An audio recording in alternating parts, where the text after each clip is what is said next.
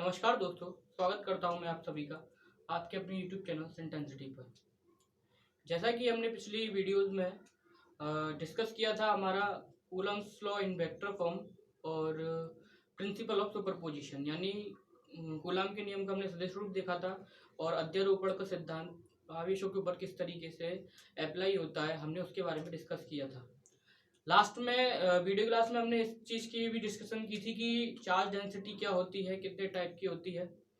ठीक है, आज उसको हम ब्रीफली डिस्कस करते हैं कि चार्ज डेंसिटी किस तरीके से हमारे मतलब इलेक्ट्रोस्टैटिक्स में हम यूज करते हैं इसका। ठीक है, इस कॉन्सेप्ट को सबसे पहले चार्ज डेंसिटी तीन टाइप की होती है। एक तो होती है लीनियर चार्ज डेंसिटी यानी रेखीय आवेश घनत्व, तो इसके बाद होती है सरफेस चार्ज डेंसिटी यानी पृष्ठीय आवेश घनत्व, और तीसरी होती है हमारी वॉल्यूम चार्ज डेंसिटी यानी आयतन आवेश घनत्व। सबसे पहले हम बात करते हैं लीनियर चार्ज डेंसिटी के बारे में। लीनियर चार्ज डेंसिटी जैसा कि नाम से हमको पता चल रहा है, लीनियर यानी कोई ऐसी स्ट्रक्चर जो लाइन जैसी हो, यानी कोई एक लाइन रेखा जैसी, एक रॉड की जैसी हो। ठीक है, दूसरी चीज चार्ज डेंसिटी यानी जब कोई चार्ज किसी ऐसी स्ट्रक्चर पर जो लाइन जैसा हो उस पर डिस्ट्रीब्यूट होता है तब हम लीनियर चार्ज डेंसिटी की बात करते हैं। जैसे मैं एक सिंपल एक रॉड लेता हूँ। ठीक है, जैसे एक ये रॉड है मेरे पास, मान लीजिए इसकी लेंथ 3 मीटर है। ठीक है, और ये एक रॉड है जिसकी लेंथ 3 मीटर है। अब इसके ऊपर मान लो 6 कूलम चार्ज है। ठीक है, तो आप क्या कहेंगे कि इसकी हर 1 मीटर लंबाई का, जैसे मैंने इसको 3 सेगमेंट में डिवाइड कर दिया, 3 1 मीटर का, यानी ये 1 मीटर, ये 1 मीटर, ये 1 मीटर, तो इतने एरिया में 2 कूलम, इसमें 2 कूलम और इसमें 2 कूलम। यानी हम ये बोल सकते हैं कि इसमें जो चार्ज है वो उस तरीके से डिस्ट्रीब्यूट है, यानी कि पर मीटर में 2-2 कूलम का हमारा चार्ज है। ठीक है, यानी जब चार्ज डेंसिटी की हम बात करते हैं तो डेंसिटी का मतलब है हमारे यहाँ पर लेंथ कितना चार्ज है, पर यूनिट लेंथ। ठीक है, यानी प्रति एकांक लंबाई में, अभी तो मैंने 1 मीटर के हिसाब से बात की है, तो प्रति एकांक लंबाई में यानी पर यूनिट लेंथ में कितना चार्ज डिस्ट्रीब्यूट होता है उसको हम बोलते हैं लीनियर चार्ज डेंसिटी। ठीक है, समझ में आ गया होगा। अब हम बात करते हैं यहाँ पर, जैसे कि ये एक आपको एक वायर जैसा स्ट्रक्चर दिख रहा है। ठीक है, वायर एक तार जो कि एक रेखा के जैसा होता है। ठीक है, अब इसके ऊपर क्या है, पूरे में प्लस चार्ज डिस्ट्रीब्यूट है। ठीक है, और हमने माना कि इसकी जो लीनियर चार्ज डेंसिटी है वो लैम्डा है। ठीक है, अभी यहां से हमने कैसे चार्ज डेंसिटी, ये 2 कूलम के निकल के आई चार्ज डेंसिटी, और ये कैसे निकल के आई है, हमने क्या किया है कि जिसका जितना टोटल चार्ज था 6 कूलम, ठीक है, उसमें हमने क्या कर दिया, इसकी लेंथ से डिवाइड कर दिया। ठीक है, तो उसी तरीके से जो हम लीनियर चार्ज डेंसिटी निकालते हैं तो वो इसी तरीके से निकालते हैं, lambda equals to total length L, ठीक है, sorry total charge Q divide by total length L. ठीक है, ये अगर कोई भी स्ट्रक्चर, लीनियर स्ट्रक्चर अगर यूनिफॉर्म है, यूनिफॉर्म का मतलब है एक जैसी है, ठीक है, तब उस कंडीशन में हम lambda equals to Q upon L का यूज कर सकते हैं। ठीक है, अब माना कि ये जो स्ट्रक्चर दे रखी है, ठीक है, ये जो स्ट्रक्चर दे रखी है हमारी, इसमें हमने एक छोटा सा एलिमेंट लेंथ का डीएल लेते हैं। ठीक है, एक छोटा सा एलिमेंट डीएल लिया। ठीक है, अब मान लीजिए क्योंकि इस पूरे में प्लस प्लस चार्ज डिस्ट्रीब्यूट है तो इस छोटे से एलिमेंट पर थोड़ा सा छोटा सा चार्ज भी कुछ होगा, डी क्यू।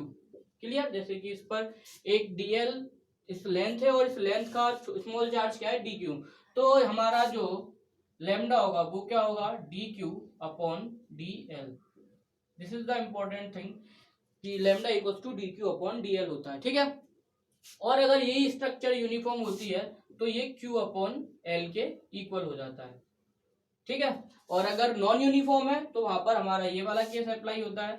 नॉन यूनिफॉर्म यानी कोई एक ऐसी स्ट्रक्चर जिसको हम अच्छे से डिफाइन नहीं कर सकते, यानी इस टाइप का कोई लीनियर स्ट्रक्चर है, ये नॉन यूनिफॉर्म है, और मैंने एक सीधी सी सिंपल रॉड इस तरीके से बना दी तो ये यूनिफॉर्म लीनियर स्ट्रक्चर हो गया, ये नॉन यूनिफॉर्म लीनियर स्ट्रक्चर है। ठीक है, तो लेमडा जो होता है हमारा लीनियर चार्ज डेंसिटी, वो क्या होता है हमारा, दो तरीके से डिफाइन कर सकते हैं। एक तो नॉन यूनिफॉर्म, और ये नॉन यूनिफॉर्म के लिए और ये यूनिफॉर्म के लिए। ठीक है, ये वाला केस जो है जनरली हम दोनों में अप्लाई कर सकते हैं, लेकिन ये स्पेशली यूनिफॉर्म के लिए अप्लाई होगा। ठीक है, अब हमने यहाँ पर क्या शो किया है, ये एक लीनियर स्ट्रक्चर है, ठीक है, जिसकी टोटल लेंथ एल कुछ होगी, जिस पर हमारा एक प्लस चार्ज डिस्ट्रीब्यूट है और उसकी लीनियर चार्ज डेंसिटी क्या है, लेमडा।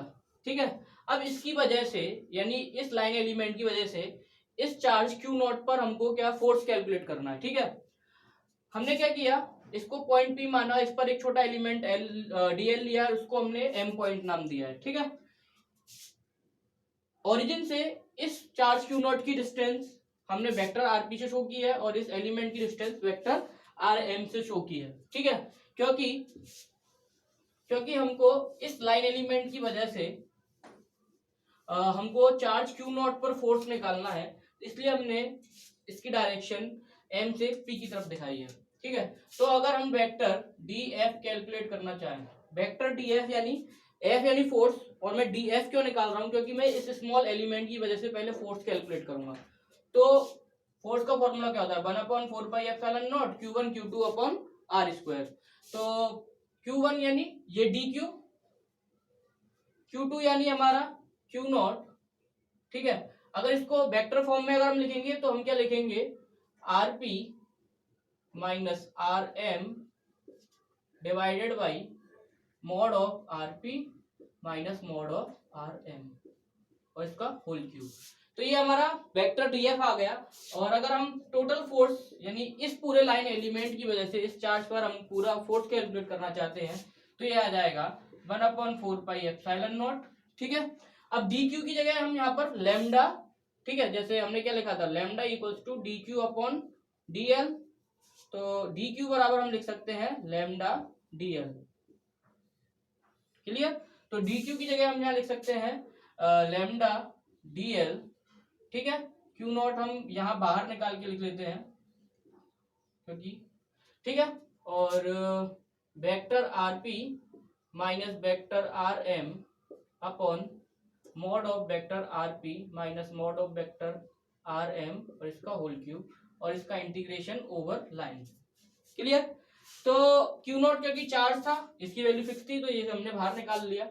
ठीक है, और फिर हम इसका क्या कर देंगे, हम इसको इंटीग्रेट कर देंगे, और इंटीग्रेट करने के बाद जो वैल्यू आएगी वो हमारी चार्ज क्यू नॉट पर हमारी इस लाइन एलिमेंट की वजह से फोर्स की वैल्यू आ जाएगी।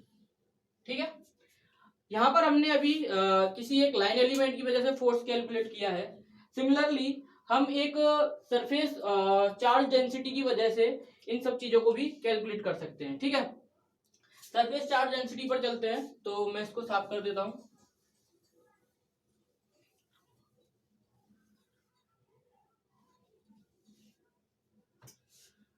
सरफेस चार्ज डेंसिटी के लिए हम कोई एक आर्बिट्रेरी सरफेस, ठीक है, ये हमने बनाया, और इसके अंदर एक छोटा एलिमेंट सरफेस का जिसका एरिया ds है, ये हमने सेलेक्ट किया। ठीक है, अब सरफेस चार्ज डेंसिटी यानी सरफेस चार्ज डेंसिटी यानी हमारा पृष्ठीय आवेश घनत्व। ठीक है, दूसरा टॉपिक है जो हमारा सेकंड, सरफेस चार्ज डेंसिटी, और ये हो जाएगा हमारा पृष्ठीय आवेश घनत्व। ठीक है, अब यहां पर देखिए कि ये पूरे सरफेस को हम एच से शो करते हैं, और इसमें हमने एक छोटा सा एलिमेंट ds लिया है। ठीक है, सरफेस चार्ज डेंसिटी को हम जनरली सिग्मा से शो करते हैं। ठीक है, और जो सिग्मा जो है हमारे सरफेस चार्ज डेंसिटी को शो करता है। इसका एरिया तो हो गया ds, और इसका स्मॉल चार्ज क्या हो जाएगा हमारा dq। तो सिग्मा बराबर क्या होगा, total area upon charge upon total area, यानी ए या एस कुछ भी लिख सकते हैं हम, क्योंकि हमने यहाँ पर ऐसे शो किया है। ये तो हो गया हमारा यूनिफॉर्म केस के लिए। और नॉन यूनिफॉर्म केस के लिए क्या हो जाएगा, जो हमने छोटा एलिमेंट सेलेक्ट किया है उसका चार्ज यानी D Q upon D S. ठीक है, तो ये हमारा नॉन यूनिफॉर्म और यूनिफॉर्म दोनों में अप्लाई होगा। क्लियर। अब वही दोबारा मान लो हमारे पास यहाँ पर कोई एक चार्ज क्यू नॉट है, ठीक है, इसको हमने इससे ज्वाइन किया। मान लो ये कोई पॉइंट पी है, तो ये वेक्टर आर पी, इस पॉइंट को हमने एम नाम दिया है, तो ये हमारा हो जाएगा vector R M. Charge Q naught पर अगर हमको फोर्स निकालना है, ठीक है, तो इसकी वैल्यू क्या होगी, सबसे पहले हम वही डीएफ निकालेंगे। तो डीएफ बराबर क्या आएगा, 1/4 इस एलिमेंट का charge D Q into Q naught और vector RP minus R M और mod of vector RP minus R M to the whole cube. अब क्योंकि यहाँ पर डी क्यू की वैल्यू क्या आएगी, सिग्मा डी एस, तो यहाँ पर ये लेमडा डी एल ना होके यहाँ पर इसमें थोड़ा सा चेंज आ जाएगा और ये हो जाएगा हमारा सिग्मा डी एस। और यहाँ पर ये जो इंटीग्रेशन होगा वो एल की जगह किस पर हो जाएगा, क्योंकि हमारा सरफेस है तो वो एस पर हो जाएगा। क्लियर है, समझ में आ गया होगा। इसी तरीके से हम तीसरा जो हमारा चार्ज डेंसिटी है, वॉल्यूम चार्ज डेंसिटी, उसको भी कैलकुलेट कर सकते हैं। सिंपल है, इसमें कुछ हार्ड जैसा कुछ भी नहीं है। नंबर 3 है हमारा वॉल्यूम चार्ज डेंसिटी और यहाँ आ जाएगा हमारा आयतन आवेश घनत्व। ठीक है, यहाँ पर हम एक ऐसी स्ट्रक्चर सेलेक्ट करेंगे,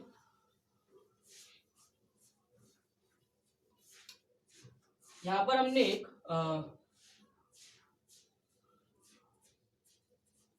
ठीक है, ये एक ऐसी स्ट्रक्चर है जो कि हमारी जिसमें वॉल्यूम भी है। ठीक है, तो इसमें से हमने एक बहुत छोटा सा एलिमेंट इस तरीके से कुछ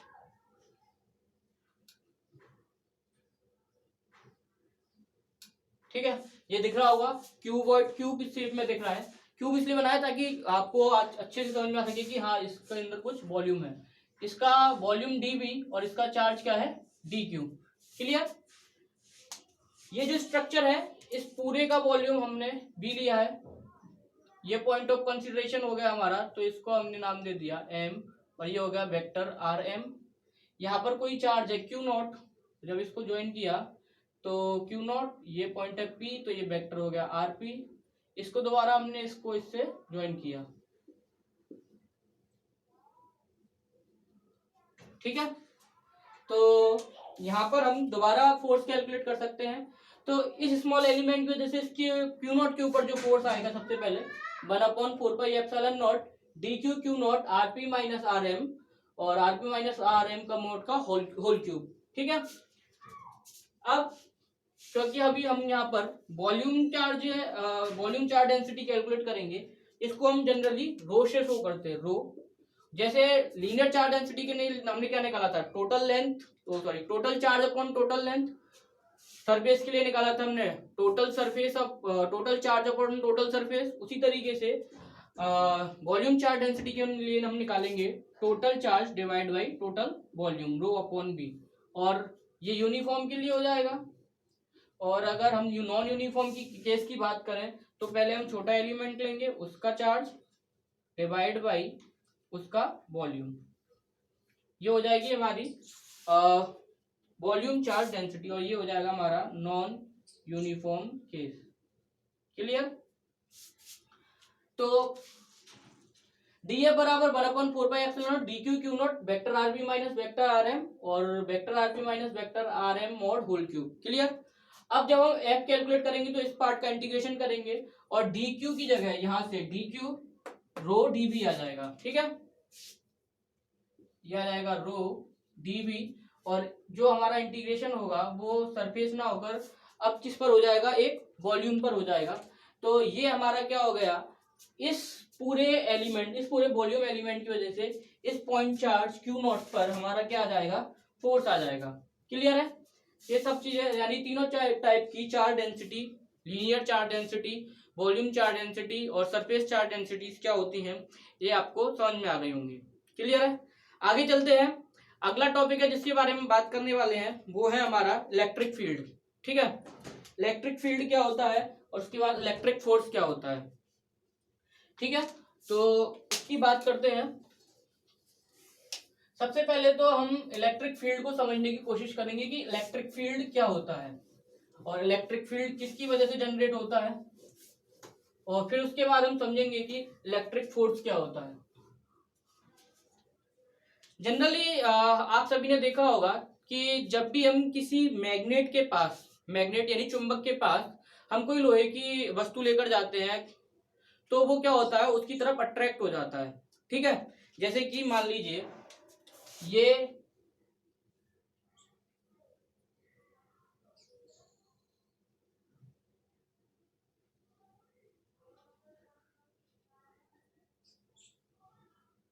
एक मैग्नेट रखी है।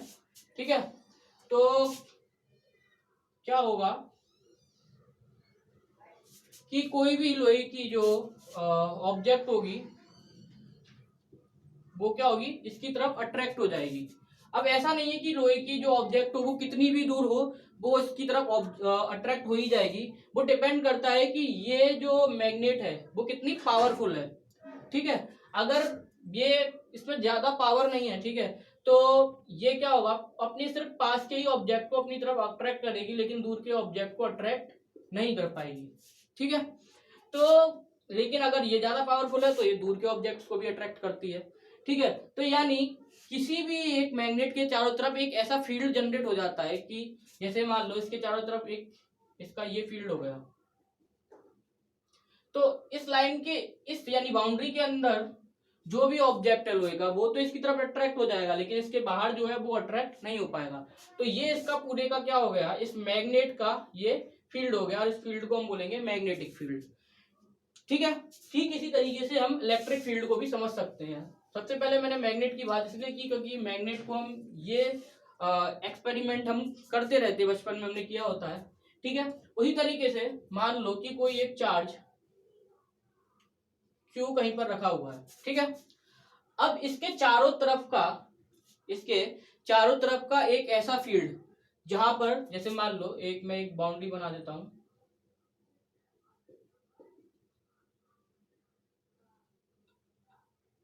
इसके चारों तरफ का एक ऐसा फील्ड जहां पर कोई दूसरा चार्ज या तो अट्रैक्शन या फिर रिपल्सन यानी या तो आकर्षण या प्रतिकर्षण का अनुभव करे, वो जो फील्ड होगा वो हमारा क्या होगा, इलेक्ट्रिक फील्ड। इलेक्ट्रिक फील्ड क्यों, क्योंकि वो चार्ज की वजह से जनरेट हो रहा है वो फील्ड, इसलिए इसको हम बोलेंगे इलेक्ट्रिक फील्ड। अब क्या होगा, मान लो इस बाउंड्री के अंदर एक प्लस क्यू चार्ज रखा है और ये भी प्लस क्यू है, तो ये इसको क्या करेगा, रिपेल करेगा, प्रतिकर्षित करेगा और ये बाहर भेजने की कोशिश करेगा। मान लो अब इधर एक माइनस क्यू चार्ज रखा हुआ है तो ये इसको अट्रैक्ट करेगा। लेकिन अगर कोई चार्ज इस बाउंड्री के बाहर है, चाहे प्लस क्यू हो चाहे माइनस क्यू हो, क्योंकि ये इस बाउंड्री के बाहर है, इसके फील्ड के बाहर चला गया, तो इसके ऊपर इसका कोई इफेक्ट नहीं होगा और कोई भी किसी भी तरीके का इसके ऊपर फोर्स नहीं लग पाएगा। ठीक है, अब हम बात करते हैं, ये तो हो गया हमारा इलेक्ट्रिक फील्ड। ठीक है, अब हम बात करते हैं कि फील्ड, जैसे इलेक्ट्रिक फील्ड है तो उसको हम जनरली इलेक्ट्रिक फील्ड लाइंस के थ्रू शो करते हैं। ठीक है, अब इलेक्ट्रिक फील्ड लाइंस क्या होती हैं, जैसे कि मान लीजिए यहां एक चार्ज रखा हुआ है। ठीक है, ये एक चार्ज है जो प्लस क्यू है, यानी इस चार्ज का अमाउंट पॉजिटिव है और ये प्लस क्यू चार्ज है। तो ये क्या करता है, ये अपने अंदर से फील्ड लाइंस एमिट करता है। ठीक है,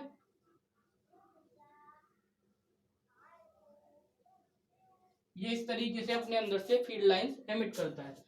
अगर यही चार्ज अगर माइनस क्यू होता है कहीं, तो फील्ड लाइंस इसके अंदर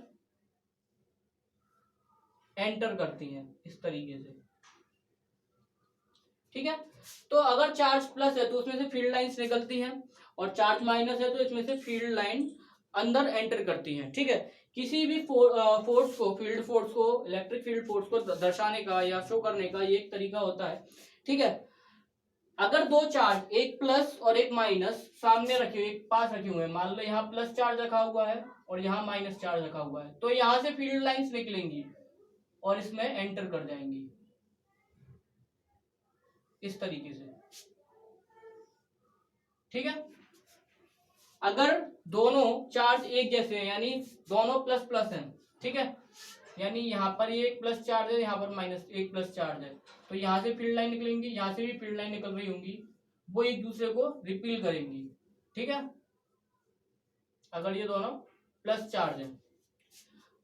और दूसरी चीज, जो लाइंस जो होती हैं वो किसी भी चार्ज के साथ जितनी लाइंस अटैच्ड होती हैं वो उसके मैग्नीट्यूड को शो करती हैं, यानी लाइंस की नंबर जितना ज्यादा होगा उतना ही उसका ज्यादा मैग्नीट्यूड होगा। अगर नंबर ऑफ लाइंस किसी चार्ज के साथ कम है तो उसका चार्ज भी कम है, और किसी के साथ अगर नंबर ऑफ लाइंस ज्यादा है तो चार्ज भी ज्यादा है। इस बात को हम इस तरीके से समझ सकते हैं, जैसे कि मान लो ये कोई एक पॉइंट चार्ज है और इसमें से जैसे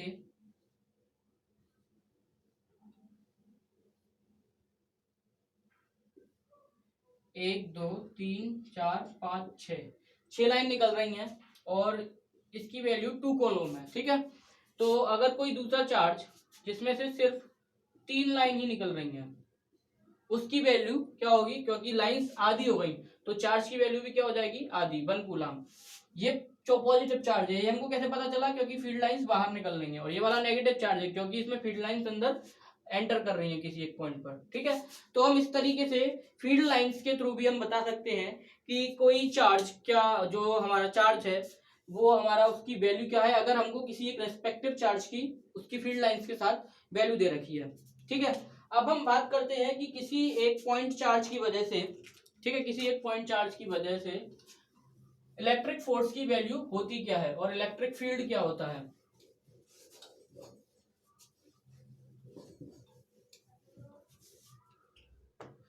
इलेक्ट्रिक फील्ड हमारा अगला पॉइंट है, इलेक्ट्रिक फील्ड। ठीक है, मान लीजिए यहां पर एक प्लस क्यू चार्ज रखा हुआ है, ठीक है, और इससे आर डिस्टेंस पर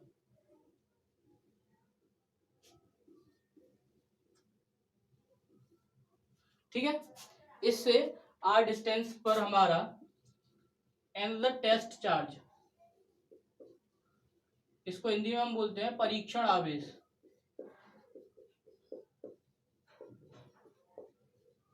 रखा हुआ है। ठीक है, क्यू नॉट। तो इस चार्ज की वजह से, यानी इसको हम बोल देते हैं पी और इसको बोल देते हैं एम, तो इस चार्ज यानी क्यू की वजह से क्यू नॉट पर जो फोर्स जो होगा वो क्या होगा, F equals to 1/4πε0 Q naught upon R square. और पॉइंट एम पर जो इलेक्ट्रिक फील्ड होता है वो ई इक्वल्स टू होता है हमारा एफ अपॉन क्यू नॉट। ठीक है, तो ये मोस्ट इंपॉर्टेंट चीज है कि किसी एक चार्ज की वजह से किसी दूसरी पर्टिकुलर डिस्टेंस पर हमारा फील्ड क्या होता है। तो निकालने का सिंपल तरीका ये है कि अगर एक प्लस क्यू चार्ज है, ठीक है, और उससे कुछ दूरी पर कोई दूसरा चार्ज है, तो अगर मेरे को इस चार्ज का फील्ड निकालना है, ठीक है, तो इसके लिए पहले हमको क्या करना पड़ेगा, इस चार्ज की वजह से इसके ऊपर हमको फोर्स निकालेंगे एफ, ठीक है, वो कैलकुलेट करेंगे, और फिर उसके बाद जिस चार्ज की पोजीशन पर हम फील्ड निकाल रहे हैं, यानी हम क्यू नॉट पर फील्ड निकाल रहे हैं, इसलिए इसमें क्यू नॉट से हम डिवाइड दे देंगे, तो हमारा ये क्या आ जाएगा, फील्ड। तो ये जनरली कुछ नहीं है, इलेक्ट्रिक फील्ड क्या होता है हमारा, फोर्स पर चार्ज, हम यानी हर एक चार्ज पर, हर पर चार्ज पर हमारा क्या फोर्स होता है उसको हम इलेक्ट्रिक फील्ड जनरली बोल देते हैं। ठीक है, तो ई बराबर हमारा हो जाएगा एफ अपॉन क्यू नॉट। अब यहाँ से देखिए कि एफ की वैल्यू क्या है, 1/4πε0 Q naught upon R square. तो यहाँ से हम ई की वैल्यू क्या कैलकुलेट कर सकते हैं, 1/4πε0 Q naught upon R square, और क्यू नॉट का हमने डिवाइड दिया, तो क्यू नॉट से क्यू नॉट खत्म हो जाएगा, तो ई इक्वल्स टू आ जाएगा 1/4πε0 क्यू अपॉन आर स्क्वायर। यानी किसी भी पॉइंट चार्ज क्यू की वजह से आर डिस्टेंस पर फील्ड जो होगा वो 1/4πε0 क्यू अपॉन आर स्क्वायर होगा। यानी वो सिर्फ दो बातों पर डिपेंड करेगा, एक तो उस चार्ज के अमाउंट पर और दूसरा उस चार्ज से कितनी दूरी पर हम फील्ड कैलकुलेट कर रहे हैं उस बात पर। तो हमको क्लियरली पता चल रहा है कि E is proportional to 1/r², यानी डिस्टेंस जितनी ज्यादा होगी फील्ड की वैल्यू उतनी ही कम होगी। ठीक है।